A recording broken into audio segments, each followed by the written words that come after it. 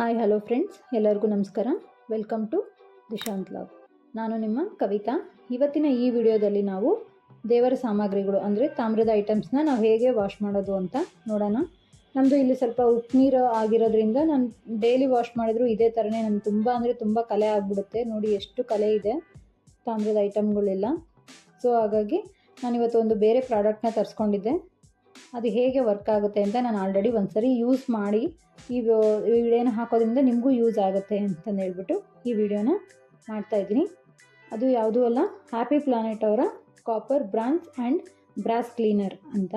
ಇದು ಬೇಕು ಅಂದರೆ ನಾನು ನಿಮಗೆ ಡಿಸ್ಕ್ರಿಪ್ಷನಲ್ಲಿ ಕೂಡ ಲಿಂಕ್ ಹಾಕಿರ್ತೀನಿ.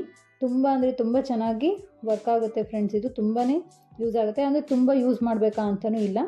ಇದನ್ನು ಯೂಸ್ ಮಾಡೋಕ್ಕೆ ಒಂದು ಕಾಟನ್ ಬಟ್ಟೆ ಬೇಕು.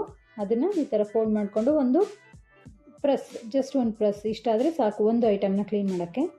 ಇವಾಗ ಇದನ್ನು ನಾವು ಪ್ರೆಸ್ ಮಾಡಿ ಒತ್ತಿ ತಿಕ್ಕಬೇಕು ಅಂತ ಇಲ್ಲ, ಜಸ್ಟ್ ಇದನ್ನು ಎಲ್ಲ ಕಡೆಗೂ ಸ್ಪ್ರೆಡ್ ಮಾಡ್ತಾ ಹೋದರೆ ಸಾಕು. ನೋಡಿ ಇವಾಗ ಎಷ್ಟು ಕ್ಲೀನ್ ಅಂದರೆ ಕ್ಲೀನ್ ಆಗ್ತಾ ಇದೆ.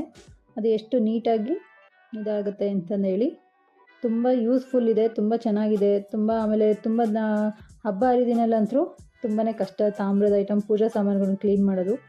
ನಿಮಗೂ ಎಲ್ಲದನ್ನು ಕ್ಲೀನ್ ಮಾಡಿ ನಿಮಗೆ ತೋರಿಸ್ತೀನಿ. ನೋಡಿ ಇವಾಗ ಎಲ್ಲದ್ರದ್ದು ಎಷ್ಟು ಐಟಮ್ಗಳು ನೀಟಾಗಿದೆ, ಎಷ್ಟು ಕಲೆ ಎಲ್ಲ ಹೋಗಿದೆ.